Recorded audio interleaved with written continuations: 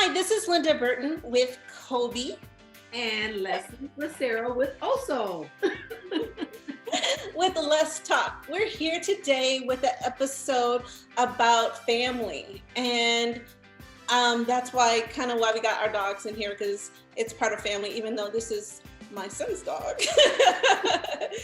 But we wanted to talk about family. We wanted to talk about how it is in the relationship of family members, of getting back together, getting to know each other, learning things that you didn't know before about your family, especially with Thanksgiving is here, of just reuniting ourselves with our family and maybe some that we haven't met before.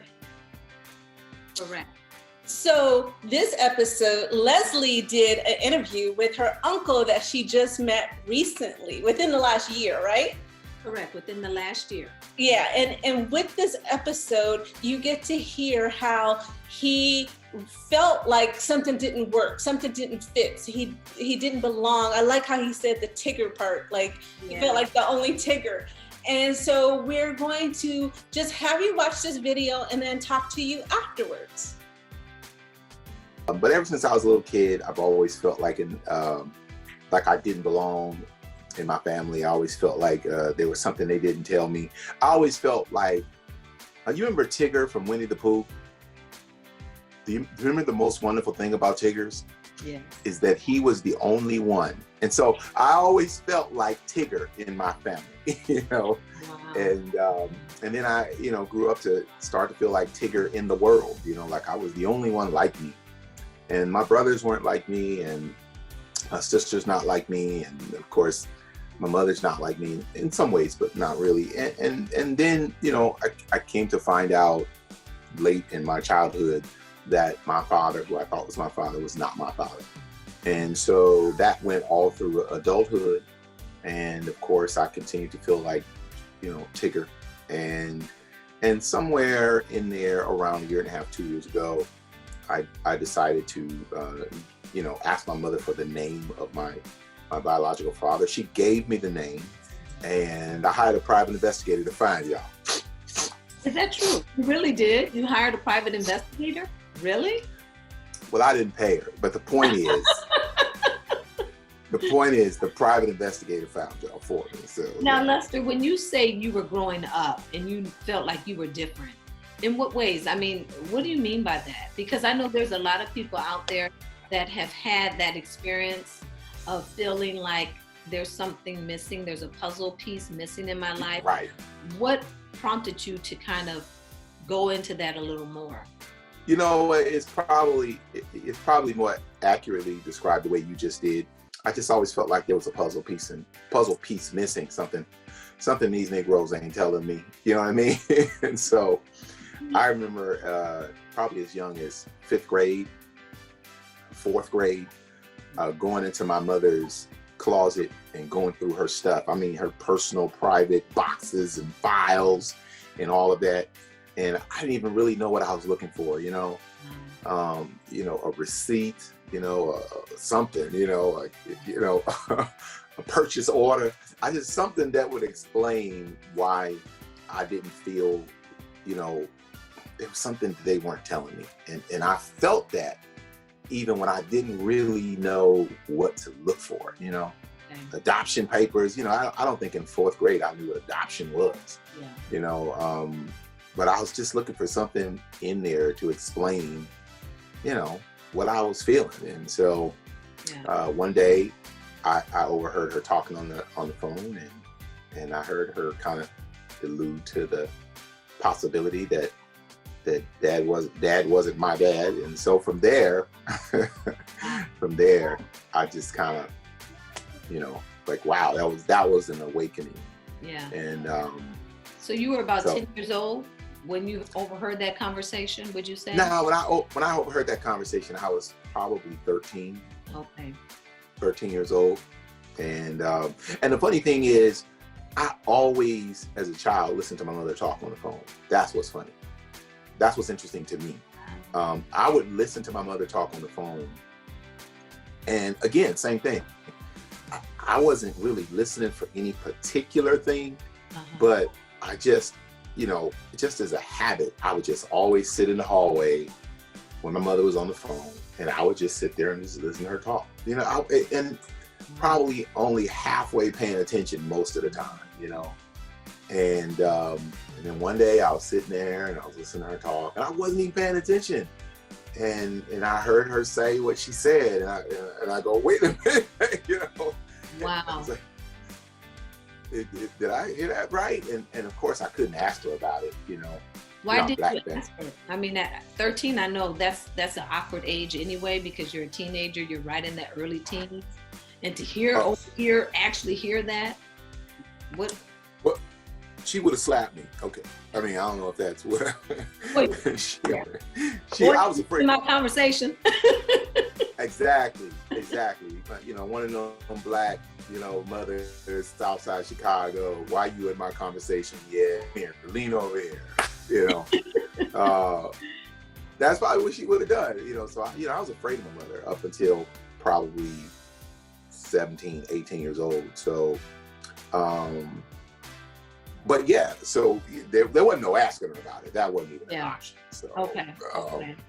And so I just kind of carried that around for the next 3 years.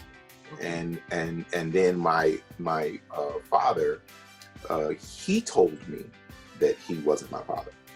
And I knew because I heard my mother say it, but I didn't know if he knew, you know. And so when at 16, or I might have been 15, when he told me that he wasn't my father, I knew that he knew. And I was like, oh, well, I guess he knows, you know. Okay.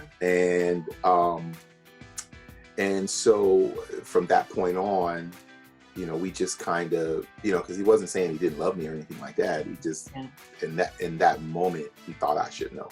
So. Wow. Now, did that change the dynamics of your relationship with him? No, not really, because, again, you know, I didn't just feel like there was a piece missing with my mother.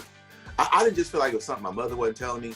You know, I always felt, you know, different from my two brothers who are his kids biologically.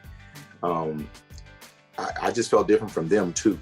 So it didn't make me feel any more different than I already felt.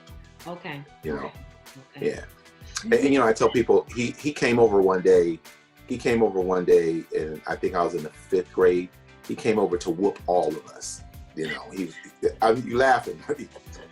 He came over to whoop, you know, my oldest brother, Ed, Robert. He was gonna whoop me. He's gonna whoop all of us. And we was, because he didn't live with us, and we saw him every now and again. You know, Christmas holidays.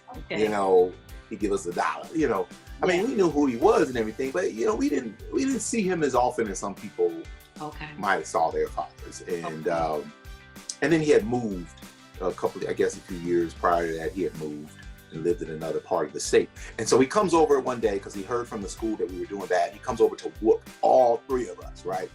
We start crying, we start screaming, we're calling the police and everything.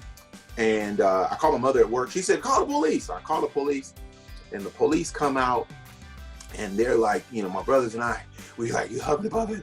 We like, he don't live here. You know, he's like, you know, he's trying to whoop us, you know. And so he's huffing and puffing because he's getting up in age by then. He's like, look, you know, these kids is doing bad in school, and, you know, they call me. And so I'm coming over, I'm the father, and I'm going to whoop these kids.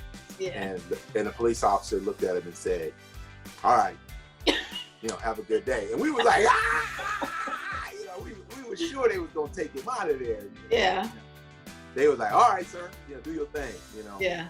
And so we all ran, and so he caught Ed first, as my oldest brother, and he you know, got us, and he put his belt out and everything, and he wore Ed out with that belt. Ed, now if I'm in the 5th grade, Ed is in Robert's in the 6th grade, Ed is in the 8th grade. Wow. Now you can imagine whooping an 8th grader with a belt. Yeah, that was and Ed was big too, and so he wore Ed out with that belt. And then he got to Robert, who's a year older than me, and he caught Robert. And Robert's rough, you know. Robert, you know, he was hard. Then we was in Chicago, and he got Robert, and he wore him out with that belt. Now I'm hiding, and I still remember I literally came out from hiding Oh, wow. because he never would have found me where I was hiding. Never. But there was a part of me that he had whooped them Okay. that wanted him to whoop me too. Mm. And I still remember he finally caught me, he took the belt, and he looked at me, and he didn't whoop me. Wow. And I was probably as bad as Robert and Ed, if not worse. Wow. You know, I got caught stealing at the local store. It was like a Target type of store. I got caught stealing, and so there was nothing about me that warranted not whooping me. Yeah. You know, and Ed was probably the most innocent among us, probably. And so he just said, you know, just go ahead, you know. And I'm looking at him like, why ain't with me? And that never made sense to me until I found out he was my father. Very interesting. Yeah. Then it made perfect sense to me. Yeah. And because, you know, even though he allowed me to call him dad, Okay. you know, it's another thing altogether to whoop somebody else's kid. That You is know. so interesting. Now, Yeah. Lester, moving forward a little bit, you know, Okay. going forward in time, you're older. You're now later in high school, getting ready to graduate and all that. You still had in your background that you knew that your father, that you had known all of your life, is your dad. Right. He's not Right. your dad. Right. What did that do for you as a young man? Because Well, you know, it wasn't, because we kind of decided to, you know, just not really, we decided it didn't make a difference. okay. That he was my dad. He's always been my dad, and he wasn't saying he didn't love me when he told me. He just thought it was time I knew. And so we just went on with our relationship as normal. And but that didn't stop me from, again, to always felt like there was this difference between the way he treated my brothers, which were his actual sons, the way he treated them and the way he treated me. Okay. Over time, there just became more and more examples of that. I mean, it started with that day when he didn't whoop me, but over time, and if we had time, I could tell you more instances where I felt like, wow, that's interesting. Yeah. You know. Yeah. And so we just decided to, you know, never talk about it. You know, every few years or so, it would come up, and he would say, "Oh, you're my son. I don't care what anybody says." You know. Okay. So as a young man, I don't think I felt like I didn't have a father. Okay.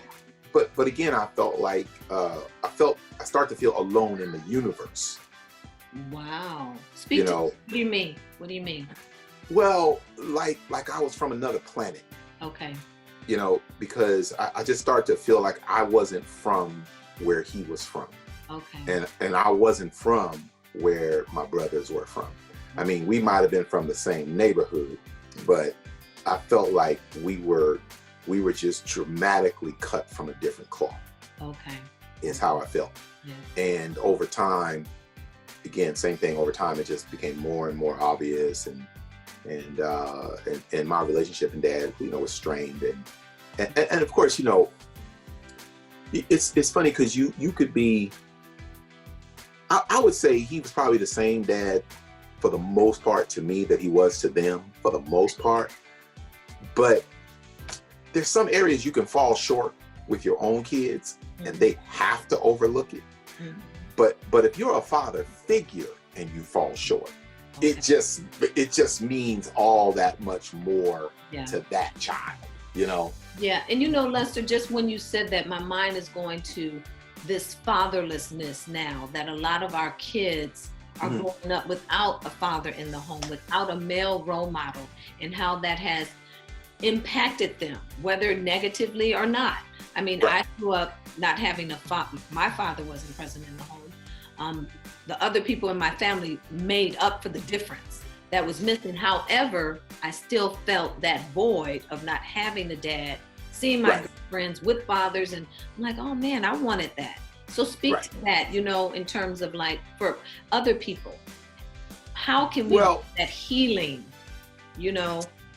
Well, the one thing I would say is I believe my father, whom I grew up with, who is legally my father, he I think he was a gift from God. I really do. I believe that I had someone in that position, and someone who filled that void for that period of time. But I would say this: if you're going to ever take on the role of a father figure, and you are not the actual father, you really, really have to be careful in what ways you let that child down. It's because something that could be brushed off by your biological kids will be profoundly disappointing to this kid who you're not really their father, not really. And if you almost have to treat this kid better than you treat your real kids.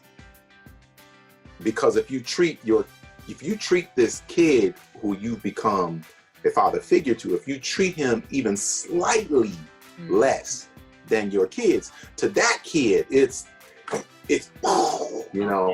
so you almost have to overcompensate for that, and make sure and let your kids be mad that you treat him better. You know what I mean? Okay. But you can't let this kid notice that you're treating your kids better. It's just, it cuts deep. And so God has not put me in a position to be a father figure, but I imagine I'm a father figure to a lot of young people, but they don't actually call me dad. Yeah. But I have a few people who look at me as a father figure. They come to me when they need fatherly advice. Exactly. And so I take that seriously too.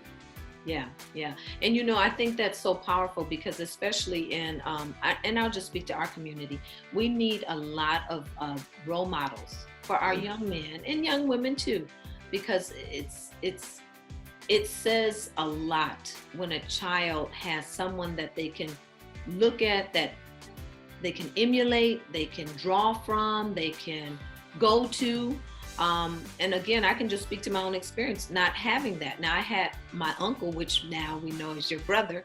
He was a good role model for me in some respects, but you need that as a child. And I think a lot of our young people just miss the value of having that type of relationship in their life. Now, Lester, I want to go over a little bit forward, because I definitely want to get to how we met. And I want you to talk about what your experience was like meeting your sister, which is my mother, for the first time, meeting your brother, which is my uncle, for the first time. What was going in your head when you found out who the names were, when you wanted to reach out? What was going in your head? Can you talk to that for a minute? Well, you don't know how that's going to be received. You don't know for them to find out they had a brother they didn't know about. Are they? Some people don't want to mess with their perfect memory of their childhood, even if it wasn't perfect. Just there's a set memory of your childhood, of your upbringing, the images of who people are, parents, grandparents, and things like that. And along comes something like that, and it kind of rocks your world. It potentially can make you question, did you know anything that you thought you knew? That there's something so big. But we know in our community, it's that there's a child somewhere that we don't know about. That's pervasive. It happens all the time, and sometimes people are welcome to it, and sometimes they're not. Yeah. And I did not know if my sister and brother would be open to knowing me. And honestly, I just said, well, the only way to find out is to reach out, and mentally and spiritually, I was totally prepared for them to go, I don't want to have anything to do with this. I was prepared for that. Okay. And I think initially, all I really wanted to know was more about my father, my biological father, initially, because like I said, I didn't even really know about them. And again, and then mentally, I needed to prepare for the fact that they may not want to know me either. You know what I mean? So, but once the private investigator that I hired and didn't pay, you so silly. I really didn't pay. But once she told me I talked, when she told me she talked to your mother on the phone, Mhm. and she was a delight, and she was a joy, and she can't wait to talk to you. I was like, really? Somebody can't wait to talk to me? You know? Yeah. And so that was cool. And then when I found out about Dwayne in Atlanta, that same thing. He was like, oh yeah, he wants to meet you too. And I'm like, really? And that he would, and you got a niece and a nephew. I'm like, shut up. And so, and they grown, and so I'm thinking, okay, I'm gonna fly and meet my sister because she's up in age, and then he's gonna fly in from Georgia to meet you. What? Yeah. And so that was pretty exciting, and I'm just happy because it could have gone so much worse. Yeah. And a lot of times it does go worse. I mean, I believe I got the best possible scenario, I mean, the best you can expect in a situation like this is what I've gotten. A sister who's a joy and a delight to talk to every time we talk. And my brother is just full of wisdom, and he's got jokes and stuff like that. And then of course you are intelligent and articulate. I'm like, yes, this is the tree I fell off of. Yes, I get it. Not that, not that my brothers are not intelligent. That's Of course not. That's not the point. That is the point. Yeah. But when I look at you and I talk to you, and then I talk to Dwayne, and really more so than even you guys, the more I read and hear and learn about my biological father, it's like, oh wow, okay, Yeah. that's the tree I fell off of. That sounds more like, I mean, that was a huge piece to my mental and spiritual puzzle, and I'm like, okay, yeah. And so it makes me feel whole in some ways. I was going to ask you that. Is Yeah. that bringing like a wholeness? Is that bringing Yeah. a puzzle piece that was missing? And Lester, Yeah, it's it so does. interesting just to hear you talk. I think about life. I think about how we are in just this whole vast world, and how you're on the other side of the USA. Right. And how we connected. And the beauty is, it's not a struggle to talk. No, not at all. It's not a struggle to talk. And that speaks to relationships. It's not necessarily everything is about, I love you, I like you. It's relationships. It's relating to each other. Can you Listen, talk to that? can I tell you this? See, like I said, it could be a whole lot worse. Oh, yeah. I mean, because you guys could be a type of people or a class of people that I'd be like, okay, yeah, well, it's good to meet y'all, Yeah. And then when I see y'all calling on the phone, oh Lord, Yeah. But to be able to click with a group of people that you don't know, you never really met them, you've known them about 1.5 years now, and to really just feel like, and I don't think you guys make me feel a part of the family. I feel like I feel that I am a part of that family, Yeah. That's how I feel. And so I'm just thankful and grateful to God, because it could have gone a whole lot worse. And in fact, I know people who have met their biological father's families, and it didn't go well. It just went really bad for them. And so I feel good. I feel blessed. And like I said, Maury, my nephew, has a daughter, and we're gonna make sure my daughter gets to know his daughter and their cousins, and 100 years from now, our families will be connected, and nobody will ever even really know about this other than this video, So Exactly. And what I love about this, just talking to you, I just see so much of my grandfather in you. Now, I did not, I don't remember too much about him because he passed when I was young. But there were certain things I do remember about him, and that was that he was a warm man. I sense that from you, that you're warm, and especially with your role as a pastor, I know so many people can benefit from your counsel and just being in your company and speaking to them when it comes to relationships and how to better ourselves and how to make our lives richer with the people that are in our company. So I just have to say this. Can I drop this? Can I drop this right here? Please. Our services are online on Sundays. And I think it was my spiritual enrichment class today.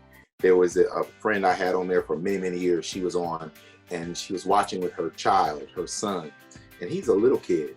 Mm-hmm. And I mean, he's not tiny, but he's probably 7, 8, 9, something like that.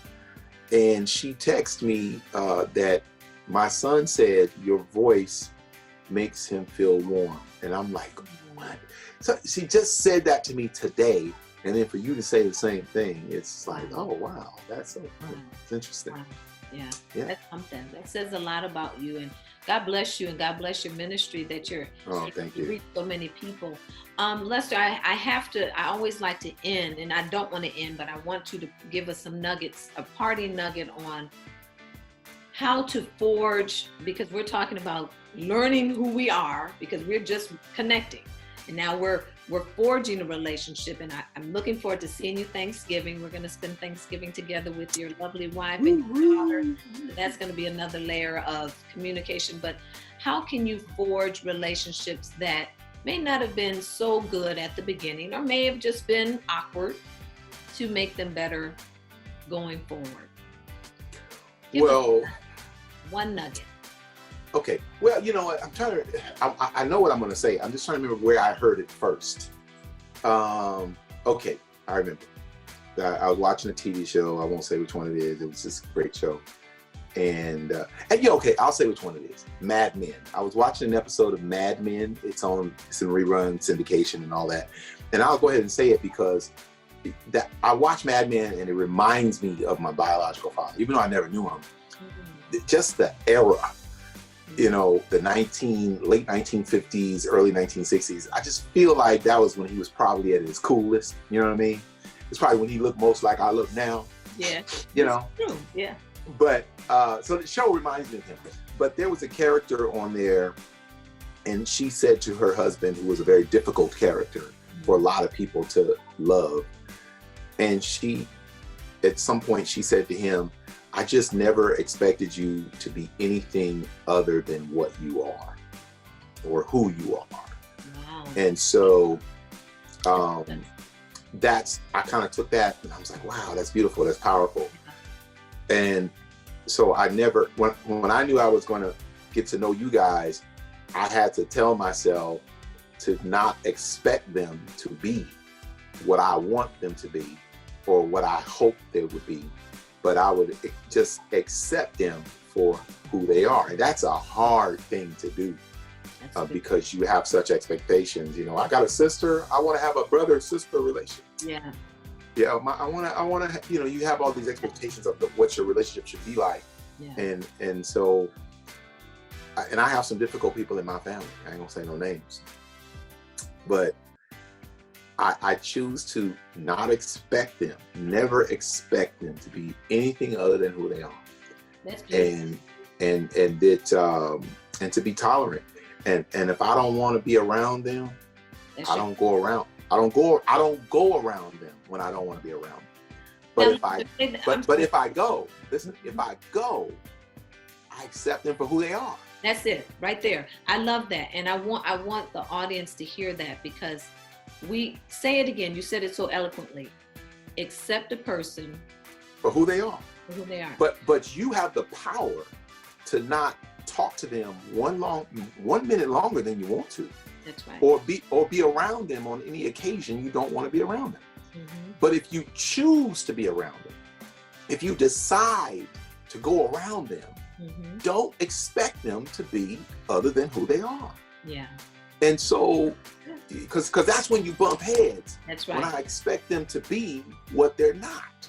That's right. And so you just get along with them better, you know, and for that hour, for that day, for that week, whatever it is. But if you know it's very taxing on you to be around certain people, you just kind of have a limited interaction with them. But I don't believe anybody should cut off communication because you don't like how someone is, because I think that goes too far. And so pray for people and just accept them for who they are, and to make you stronger. You have greater inner strength. Mm-hmm. You have greater depth of character when you can get along with difficult people, because it says, I just accept them for who they are. And people got to accept us for who we are, because we're not. Well, that's another story. Because everybody expect me to be something other than who I am. Yeah. Okay? They expect me to change, but I don't expect them to change. And so in the times I go around them or the times I'm on the phone, that's what I do. I decide to be the one who changes. That's right. That's good, Lester. Yeah. That's good. And I have to say this to the audience. Our topic is always life's lessons, laughter and love, making relationships that last. And that's what our ultimate goal is, to make relationships that last. And like Lester just said, he said, accept a person for who they are. Don't try to change them. Accept them for who they are, because that's what love is. Love accepts a person for who they are. And the love in that person causes the other person to want to change if they want to remain in a relationship with that person. But now, Lester, I want to thank you so much for your time. This has just been wonderful. And audience, if you like what you heard, please be sure to hit that like button, subscribe to this channel. There's going to be more topics just like this coming forward. These are real people with real conversations from different perspectives. And that's the beauty of this show. It's to highlight what other people are going through, what we all are going through, and how we can learn and glean from each other. So we hopefully you got something out of this. I absolutely enjoyed talking with Lester. And like you said, you can see the resemblance. And if you notice, his name is Lester. My name is Leslie. So there's do like this again. Do like this again. They see it. They see it. On the side. The other side. There you go. All right, guys. Thank you so much, Lester. Right. You hang there, and I will see everybody later. Have a great day. All right. Bye-bye. Oh, I loved how you guys reconnected with each other, Leslie. That was neat. That was really neat. And Linda, it's so funny because that came out of the whole entire blue. I didn't even know that we had an addition to our family. And when I found out, and this was through the ancestry situation and, checking your DNA, when we found that out, I was super excited to know who this person was, because you hear stories about people who are finding out about loved ones that they didn't even know existed. And then this actually happened to me. And then our names are similar, and he looks like my grandfather. And there were so many similarities there that it was just almost uncanny. So and even how he talks, and, he's funny, and, that's kind of in my bloodline. My mother's funny, my uncle's funny, my grandmother was funny, my grandfather was funny. So it's not surprising that he is a funny person too. So different characteristics that are similar. That I found just interacting with him. And when we met him for the first time, my mother met him for the first time, my uncle, we all went out to dinner together and sat and talked, and he learned a little bit more about his father, his biological father, through my uncle and my mom. And it was really neat. It was really, really neat. That is neat. There's some things that he talked about that it made me go, One of the things he said, he felt like being Tigger, like the only one like him. In his family, that he didn't feel like something was right. And luckily, he did approach his mom, or ask his mom to know the truth of knowing who his father is and going through that process. I thought that was neat that he had that feeling. And sometimes we have that feeling something's not right, and he decided of overhearing a conversation of what's going on. Exactly. Yeah. So that was neat. And I'm wondering too, how did that make him feel, when you found out, this is my brother. This is my sister. I'm sure it was very surreal, because it was surreal even when I got the phone call, because I got the phone call from the person who connected us. And to hear that over the line, you have a potential uncle. And I'm like, uncle? The only uncle I know is the uncles that I've always been familiar with. And another uncle? What do you mean? No, this can't be. Did it feel like a scam at first? Did it feel like? It did. I'm like, am I being punked? Is there a camera on me or something? What's happening? Because it was not something that I would have ever expected.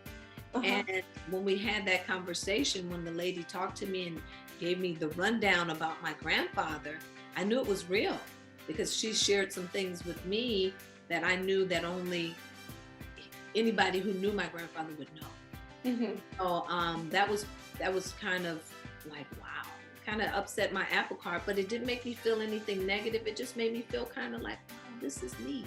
I get a chance to meet someone else, an extended family member. So. Wow. And I love how at the end he says, you know, that he feels like he fits in, like everything's okay. And I love the part when he says that it's not about changing people. If they love who you are, then they're going to change. Like if I say, Leslie, excuse me, if I say, Leslie, I don't like when you do this, and you keep doing it, then we have an issue. But if you know now that hurts my feelings, or that makes me, you know, feel emotionally sad or something, it changes our relationship, and you stop, then I know you care. Exactly. So I love how he talked about that, and how we talk about relationships and stuff, of how that is so important, that I hope people caught when somebody really truly love you and care about you, that they are going to stop doing the things that irritate you, that bothers you. That's right. Good, Linda. That's good. And I think that's kind of where he was going, that, you know, hey, this is a part of me that I need to know about. And for his mother to be open about that, I'm sure that put that puzzle in place, that brought some closure in his life. So, yeah. Mm-hmm. Cool. So, is there anything else you want to say before we close? The only thing I guess I want to remind people is that it doesn't matter who a person is. We can't change people, like Lester was saying. The only thing we can do is just love people. But most importantly, our life on this side of life is very short, and how we live it is really what matters. And most importantly, we want to be kind and show people that you love them, and, you know, just live a better life in front of them. Oh, I hear you got a little visitor in there. I'm sorry. Well, that's neat. I'm glad that it worked out, that you're able to have that conversation and enjoy this holiday, Thanksgiving, to reunite with him again, to get to know him and his family. And I love this part too. I really truly admire that he said it stops here, of forgetting, you know, like his children are going to know who you guys are. And in further generations, they're not going to know this mess part.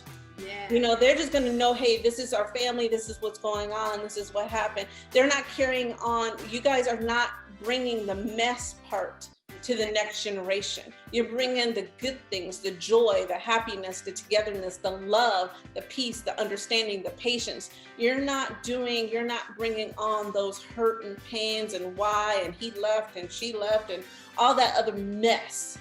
And I really truly admire that you guys are choosing, take the good, carry that on. We have to let go of the bad, move it on. It is not carrying on to our next generation. And each generation is going to be less and less and less. Because at the same time, his kids know he just found out. But their kids don't have to know that. So I really, truly like that part of it. That's good. And I like that you said not knowing the mess part, but you're going to know the best part. So, yeah. Yeah. So, well, do you want to do your ending, your closing? Of course. And you know, everyone, I thank you guys for always tuning in, and we hope that you enjoyed this particular episode. And remember, this is really what it's about. Life's lesson. Laughter and love, what? Making relationships that last. So if you like this, be sure to subscribe, hit that like button, and give us a go. You'll enjoy more episodes moving forward. Okay, until then, we'll see you next time. Bye. Bye.